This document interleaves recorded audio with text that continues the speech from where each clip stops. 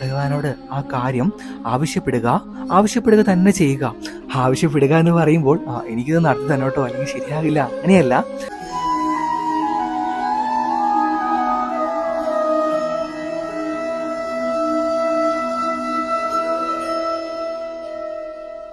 ശ്രേഷ്ഠ വചനങ്ങൾ ഭാഗം 113. ജപം ചെയ്താൽ അതിന്റെ ഫലം നിനക്ക് തീർച്ചയായും ലഭിക്കുക തന്നെ ചെയ്യും. ഹരേ കൃഷ്ണ. നമസ്കാരം. നാം ആഗ്രഹിക്കുന്ന ചില കാര്യങ്ങൾ കയ്യെത്താ ദൂരത്ത് വെച്ച് നഷ്ടപ്പെടുന്നത് എന്ത് കഷ്ടാണല്ലേ. ചില ആഗ്രഹങ്ങളാണെങ്കിൽ പിന്നെ പറയേ വേണ്ട. കിട്ടുമോ എന്ന് ചോദിച്ചാൽ കിട്ടും, കിട്ടില്ല എന്ന് ചോദിച്ചാൽ കിട്ടുമില്ല. ഈ അവസ്ഥകളിലൂടെ കടന്നു പോകുന്ന ഒട്ടുമിക്ക ഭക്തജനങ്ങളെ നമുക്കിന്ന് കാണുവാനായിട്ട് സാധിക്കും. എന്തുകൊണ്ടാണ് നമ്മൾ ആഗ്രഹിക്കുന്ന കാര്യങ്ങളെല്ലാം നമ്മുടെ പടിവാതിക്കൽ വന്നെത്തിയിട്ടും കയ്യിൽ ലഭിക്കാത്തത്? ഭഗവാൻ എന്തുകൊണ്ടാണ് നമ്മിലേക്കത് പരിപൂർണമായും എത്തിക്കാത്തത്? ഇന്നത്തെ വീഡിയോ ഈ ഒരു വിഷയവുമായി ബന്ധപ്പെട്ടതാണ്. നമ്മുടെ മറ്റുള്ള എല്ലാ വീഡിയോകളും പോലെ തന്നെ അത്രമാത്രം ഉപകാരപ്രദമായിട്ടുള്ള ഒരു വിഷയം തന്നെയായിരിക്കും കേട്ടോ ഇത്. മുഴുവനായി തന്നെ കാണുക. പറയുന്ന ഓരോ കാര്യങ്ങളും ശ്രദ്ധാപൂർവം കേട്ടുകൊള്ളുക. പിന്നെ പ്രത്യേകം എടുത്ത് പറയണ്ടല്ലോ, ഇപ്പോൾ തന്നെ ചെറുതായിട്ടൊന്ന് ലൈക്കും ചെയ്യാട്ടോ. അറിഞ്ഞോ അറിയാതെയോ മറ്റുള്ള ഭക്തജനങ്ങൾക്ക് കൂടി ചെയ്യുന്ന ഒരു ഉപകാരമായിരിക്കും അത്. ശരി, അപ്പോൾ ഒട്ടും ദീർഘിപ്പിക്കുന്നില്ല, ഭഗവാന്റെ നാമത്തിൽ തന്നെ നമുക്ക് തുടങ്ങാം. നിങ്ങൾ പരസ്പര പൂരിതമായിട്ടുള്ള ആകർഷണ വലയത്തിൽ വിശ്വസിക്കുന്നുണ്ടോ? ഒരു പരിധിവരെ ഞാനും വിശ്വസിക്കുന്നുണ്ട്. ഇനി ഈ പറയുവാൻ പോകുന്ന കാര്യങ്ങൾ കേട്ട് കഴിയുമ്പോൾ ചിലപ്പോൾ നിങ്ങളും വിശ്വസിച്ചേക്കാം. നമ്മുടെ ഈ ഭൂമിയിലുള്ള എല്ലാ വസ്തുക്കളും എല്ലാ ജീവജാലങ്ങളും തമ്മിൽ പരസ്പര പൂരിതമായ ബന്ധം നിലനിൽക്കുന്നുണ്ട്. ഒന്ന് മറ്റൊന്നിനെ ബന്ധപ്പെടുത്തുന്ന രീതിയിലാണ് അവ അനാവൃതമായിട്ടുള്ളത്. ഞാനും നീയും അവളും അവനും എല്ലാവരും തമ്മിൽ ഒരു കാന്തം എന്ന പോലെ പരസ്പരം ആകർഷിക്കപ്പെട്ടിരിക്കുന്നു. ഈ നെഗറ്റീവ് എനർജി, പോസിറ്റീവ് എനർജി എന്നൊക്കെ പറയുന്നത് വെറുതെയല്ല. അവ തീർത്തും നമ്മുടെ ഈ ഭൂമിയിൽ ഒരു വായു എന്ന പോലെ കാണാമറയത്ത് നിലനിൽക്കുന്നുണ്ട് എന്നതാണ് വാസ്തവം. ചില വ്യക്തികളുമായി നാം സംസാരിക്കുമ്പോൾ എന്തെന്നില്ലാത്ത ഒരു പോസിറ്റീവ് ഊർജം നമുക്ക് ലഭിക്കാറുണ്ട് അല്ലേ? എന്നാൽ മറ്റു ചിലരോട് ഒരു 5 മിനിറ്റൊക്കെ ഇടപഴകി കഴിയുമ്പോൾ തന്നെ വല്ലാത്ത ഒരു നെഗറ്റീവ് ഊർജമായിരിക്കും നമ്മുടെ ശരീരത്തിലൂടെ കടന്നു പോവുക. പിന്നെ ആ സംസാരമൊക്കെ കഴിഞ്ഞ് നടന്ന് നീങ്ങുമ്പോൾ ഒരു മൂഡും ഉണ്ടാവില്ല. വല്ലാതെ മുഷിപ്പിക്കുന്ന രീതിയിലായിരിക്കും പിന്നെ അന്നത്തെ ദിവസം കടന്നു പോവുക. ഇനി നമുക്ക് കാര്യത്തിലേക്ക് കടക്കാം. നാം എന്തെങ്കിലും ഒരു വസ്തുവിനെ, ഏതെങ്കിലും ഒരു വിഷയത്തെ ആത്മാർത്ഥമായി ആഗ്രഹിക്കുന്നുണ്ട് എങ്കിൽ, അവ നേടണമെന്ന് അതിയായ മോഹമുണ്ട് എങ്കിൽ, പരമാവധി മറ്റുള്ളവരുമായി ആ കാര്യം ചർച്ച ചെയ്യാതിരിക്കുക. ഒരു കാര്യവും ആരോടും പറയാതെ മൂടി കെട്ടി വെക്കണമെന്നല്ല ഞാൻ ഉദ്ദേശിച്ചത്. നിങ്ങൾക്ക് പോസിറ്റീവ് ഊർജം ലഭിക്കുമെന്ന് ഉറപ്പുള്ള വ്യക്തിയുമായി ആ കാര്യം സംസാരിക്കാം, ചർച്ച ചെയ്യാം. പക്ഷേ അതീവ ശ്രദ്ധ ഇതിൽ പുലർത്തേണ്ടതായിട്ടുണ്ട്. ഓക്കെ, അങ്ങനെ ഒരു വ്യക്തി ഉണ്ട്, അവരോട് സംസാരിക്കുവാനായി നാം പോയി എന്ന് തന്നെ ഇരിക്കട്ടെ. നിങ്ങൾ സംസാരിക്കുന്ന ആ ഇടം പോലും നമ്മുടെ ആ ആഗ്രഹത്തെ അത്രമേൽ സ്വാധീനിക്കുന്നുണ്ട് എന്നതാണ് വാസ്തവം. നിങ്ങൾ രണ്ടുപേരും പരസ്പരം പോസിറ്റീവായിട്ടുള്ള ഊർജം പകരുന്ന ഒരു വ്യക്തിയാണ് എങ്കിലും നമ്മൾ പരസ്പരം സംസാരിക്കുവാൻ തീരുമാനിച്ചിട്ടുള്ള ആ ഇടം വളരെയേറെ നെഗറ്റീവ് ഊർജം പകരുന്ന ഒരു പ്രദേശമാണ്, സ്ഥലമാണ് എങ്കിൽ തീർത്തും ആ ഇടം പോലും അത്രമേൽ നമ്മളെ സ്വാധീനിക്കും എന്നതാണ്. ആയതിനാൽ ഈ ഒരു പരമമായ സത്യം ഞങ്ങളുടെ ഭക്തജനങ്ങൾ എല്ലാവരും ഓർത്തു വയ്ക്കുക.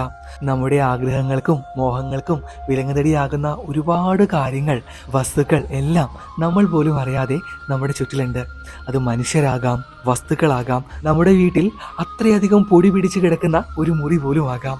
ആയതിനാൽ നിങ്ങളുടെ മോഹവുമായി, ലക്ഷ്യങ്ങളുമായി ബന്ധപ്പെട്ട് പറയുന്ന, പുറത്തേക്ക് വിടുന്ന ഓരോ വാക്കുകളും ആരോടാണ് പറയുന്നത്, എവിടെ നിന്നാണ് പറയുന്നത്, ഏത് വേളയിലാണ് പറയുന്നത് എന്നീ 3 കാര്യങ്ങൾ വ്യക്തവും സ്പഷ്ടവുമായി ഓർത്തു വെച്ചതിന് ശേഷം, മനസ്സിലാക്കിയതിന് ശേഷം മാത്രമേ ആശയവിനിമയം നടത്തുവാൻ പാടുള്ളൂ. ഈ ഒരു വിഷയം നിങ്ങളിലേക്ക് എത്തിക്കുവാനായി, പഠിക്കുവാനായി തിരഞ്ഞെടുത്ത 2 ഗ്രന്ഥങ്ങൾ റോണ്ട ബെൺ എഴുതിയ ദ മാജിക്, സീക്രട്ട് എന്നീ അമൂല്യ 2 ഗ്രന്ഥങ്ങളാണ്. തുറന്നു പറയുന്നു, ഈ 2 ഗ്രന്ഥങ്ങളും മുന്നേ വായിച്ചിട്ടുള്ളതാണ്. പക്ഷേ അതിൽ ഒരുപാട് കാര്യങ്ങൾ നമുക്ക് ആവശ്യമില്ലാത്തതുണ്ട്. എന്നാൽ അത്രമേൽ നമ്മളെ സ്വാധീനിക്കുന്നതും നമുക്ക് അത്യാവശ്യമായിട്ടുള്ളതുമായിട്ടുള്ള ഒരുപാട് കാര്യങ്ങൾ ഈ 2 ഗ്രന്ഥത്തിലും പരാമർശിക്കുന്നുണ്ട്. കഴിവതും ഒന്ന് വാങ്ങി വായിച്ചു നോക്കാട്ടോ. ഇനി പറയുവാൻ പോകുന്നത് ഭഗവാനോടുള്ള പ്രാർത്ഥനയുമായി ബന്ധപ്പെട്ട കാര്യമാണ്. നമ്മുടെ ആഗ്രഹങ്ങൾ എല്ലാ ദിവസവും ഭഗവാനിൽ സമർപ്പിക്കുക. ഭഗവാനോട് ആ കാര്യം ആവശ്യപ്പെടുക തന്നെ ചെയ്യുക. ആവശ്യപ്പെടുക എന്ന് പറയുമ്പോൾ എനിക്കിത് നടത്തി തന്നെ കേട്ടോ, അല്ലെങ്കിൽ ശരിയാകില്ല, അങ്ങനെയല്ല. എനിക്ക് അത് കിട്ടി എന്ന രീതിയിൽ ഭഗവാനോട് നന്ദി പറഞ്ഞുകൊണ്ട് എല്ലാ ദിവസവും പ്രാർത്ഥിക്കുക. 100%, 100-ൽ 110% ഞാൻ ഉറപ്പു തരുന്നു, അവ നടക്കുക തന്നെ ചെയ്യും. നമ്മൾ ഈ പ്രപഞ്ചത്തിലേക്ക് നടന്നതായി സങ്കല്പിച്ചുകൊണ്ട് ഭഗവാന് മുന്നിൽ അവതരിപ്പിക്കുന്ന എന്തും നടക്കുവാനുള്ള സാധ്യതകൾ ഏറെയാണ്. ഉദാഹരണമായിട്ട്, എൻ്റെ മകന് ഇപ്പോൾ ഒരു ജോലി വേണം. എൻ്റെ മകന് ആ ജോലി കിട്ടിയാൽ മാത്രമേ ഞങ്ങളുടെ കുടുംബം രക്ഷപ്പെടുകയുള്ളൂ. അപ്പോൾ എല്ലാ ദിവസവും ഭഗവാനോട് പ്രാർത്ഥിക്കുന്ന ആ വേളയിൽ ഒരല്പനേരം കണ്ണുകൾ അടച്ചിരുന്നു കൊണ്ട് എൻ്റെ മകന് ജോലി കിട്ടി, നല്ല വസ്ത്രമൊക്കെ ധരിച്ച് എല്ലാ ദിവസവും അദ്ദേഹം വർക്കിന് പോകുന്നു. നിങ്ങൾ പ്രാർത്ഥിക്കുമ്പോൾ എന്ത് മറന്നാലും ഈ ഒരു പോർഷൻ മാത്രം, ജോലി കിട്ടിയതിൻ്റെ സന്തോഷം നമ്മളോട് നമ്മുടെ മകൻ അല്ലെങ്കിൽ മകൾ ഏറ്റവും പുഞ്ചിരിയോടുകൂടി സന്തോഷത്തോടു കൂടി പറയുന്ന ആ ഒരു നിമിഷം ഉണ്ടല്ലോ, അത് നിങ്ങൾക്ക് എന്തായാലും മനസ്സിൽ കാണുവാനായിട്ട് സാധിക്കും. മകളുടെ ആ പുഞ്ചിരിച്ച മുഖം നമ്മുടെ മനസ്സിൽ എന്തായാലും തെളിയാതിരിക്കില്ല. അത് എല്ലാ ദിവസവും ആവർത്തിച്ച് കാണുക. ഭഗവാനോട് അതിന് നന്ദി പറയുക. പിന്നെ വേറൊരു കാര്യം, മകൻ ആ കർമ്മത്തിന് വേണ്ടി അല്ലെങ്കിൽ മകൾ ആ കർമ്മത്തിന് വേണ്ടി എല്ലാ ദിവസവും പ്രയത്നിക്കുന്നുണ്ടോ എന്നുകൂടി നിങ്ങൾ ഒന്ന് അന്വേഷിക്കേണ്ടതായിട്ടുണ്ട്.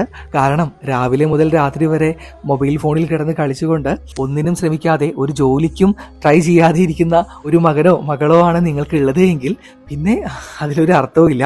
അതാണ് പറയുന്നത്, നമ്മൾ ആഗ്രഹിക്കുന്ന കാര്യം വിഷ്വലൈസ് അല്ലെങ്കിൽ ദൃശ്യവൽക്കരണം ഭഗവാന് മുന്നിൽ നടത്തുന്ന കാര്യം എന്താണോ അതുമായിട്ട് ബന്ധപ്പെട്ട പ്രവൃത്തി പിന്നിൽ നടക്കുന്നുണ്ടോ എന്ന് കൂടി നിങ്ങൾ പരിശോധിക്കേണ്ടതായിട്ടുണ്ട്. അല്ലാതെ എനിക്കൊന്നും കിട്ടുന്നില്ല ഭഗവാനെ, അത് സാധിക്കുന്നില്ല എന്ന് എപ്പോഴും പറഞ്ഞിട്ട് കാര്യമില്ല. അപ്പോൾ ഇതിൻ്റെ കൂടെ തന്നെ പ്രവൃത്തിയും കർമ്മവും യഥാവിധിയിൽ നടക്കുന്നുണ്ടോ എന്ന് നമ്മൾ പരിശോധിക്കേണ്ടത് അത്യാവശ്യമാണ്. ശരി, അപ്പോൾ തുടക്കമേ നമ്മൾ പറഞ്ഞ കുറച്ച് കാര്യങ്ങളുണ്ടല്ലോ ആകർഷണവുമായി ബന്ധപ്പെട്ട്, പോസിറ്റീവ് നെഗറ്റീവ് ഊർജവുമായി ബന്ധപ്പെട്ട്. അതാണ് ഇന്നത്തെ ഈ വിഷയത്തിൻ്റെ ഏറ്റവും പ്രധാനപ്പെട്ട കാതൽ എന്ന് പറയുന്നത്. ഒരിക്കലും നിങ്ങളത് മറക്കാതിരിക്കുക. എല്ലാവരും പറയുന്നത് നമ്മൾ കേൾക്കാറുള്ളതാണ്, നാം ആഗ്രഹിക്കുന്ന കാര്യങ്ങൾ ലക്ഷ്യം നേടുന്നത് വരെ മറ്റുള്ളവരോട് പറയരുത് എന്ന്. പക്ഷേ അത് എന്തുകൊണ്ടാണെന്ന് ഇപ്പോൾ മനസ്സിലായി കാണുമെന്ന് വിശ്വസിക്കുന്നു. ഇന്നത്തെ ഈ വീഡിയോ ഞങ്ങളുടെ ഭക്തജനങ്ങൾക്ക് എല്ലാവർക്കും അത്രമേൽ ഉപകാരപ്രദമായി എന്ന് ഭഗവാന്റെ നാമത്തിൽ കരുതുകയാണ്. ഇന്നത്തെ ഈ വീഡിയോയുമായി ബന്ധപ്പെട്ട നിങ്ങളുടെ ഏറ്റവും വിലപ്പെട്ട അഭിപ്രായങ്ങൾ അതെന്ത് തന്നെയായാലും താഴെ കമൻറ്റിൽ എഴുതുവാൻ മടിക്കരുത്. കൂടെ ഭഗവാന്റെ ഏറ്റവും ശ്രേഷ്ഠമായ നാമങ്ങളും എഴുതിക്കൊള്ളുക. പിന്നെ ഇന്നത്തെ ഈ വീഡിയോ അത്രമേൽ സന്തോഷത്തോടു കൂടി സ്പോൺസർ ചെയ്തിട്ടുള്ളത് പേര് പറയുവാൻ ആഗ്രഹിക്കാത്ത ഒരു ആൻറ്റിയും അങ്കിളുമാണ്. സ്വദേശം ബാംഗ്ലൂര്. പേര് പറയേണ്ട, ഭഗവാന്റെ നാമത്തിൽ അല്ലെങ്കിൽ ഗുരുവായൂരപ്പൻ്റെ നാമത്തിൽ എന്ന് എഴുതിയാൽ മാത്രം മതിയെന്നാണ് രണ്ടുപേരും പറഞ്ഞത്.